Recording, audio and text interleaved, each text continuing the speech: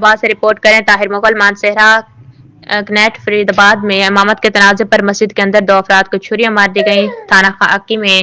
یحییٰ والد غلام ربانی کی طرف سے درج کرائی گئی ایف آئی آر کے مطابق مسجد شاہ اسماعیل شہید فرید آباد کینٹ کے امام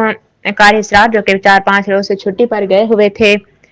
ان کی عدم موجودگی میں مفتی خلیل الرحمان جیسے ہی مغرب نماز پڑھانے کے لیے مصلی پر کھڑے ہوئے، طاہر محلہ نے ان کی امامت میں نماز پڑھنے سے انکار کر دیا، جس سے مفتی خلیل طیش میں آ گیا اور شور شرابہ شروع کر دیا کہ آپ لوگ میرے پیچھے نماز کیوں نہیں پڑھتے۔ اس دوران مسجد میں موجود اپنے دیگر ساتھیوں نے حقیقی بھائی کو آواز دی کہ ان کو جان سے مار دیں، جس پر مفتی خلیل کا بھائی جو پستول سے مسلح تھا نے احتشام الحق، اعجاز الحق اور اظہار الحق اور حفیظ والد غلام ربانی کے ہمراہ بھاگ کر مسجد کے مین گیٹ کو بند کر کے اندر موجود نمازیوں پر چھریوں سے حملہ کر دیا، جس کے نتیجے میں چھریاں لگنے سے یحییٰ والد غلام ربانی اور محمد جان نامی نمازی شدید زخمی ہو گئے۔ تھانہ خاکی پولیس نے علت نمبر 70 اور زیر دفعہ 324/34 نامزد ملزمان کے خلاف مقدمہ درج کر کے تفتیش شروع کر دی ہے۔ ذرائع کے مطابق مذکورہ مسجد میں امامت کے تنازع پر پہلے بھی 2 گروپوں میں تصادم ہو چکا ہے۔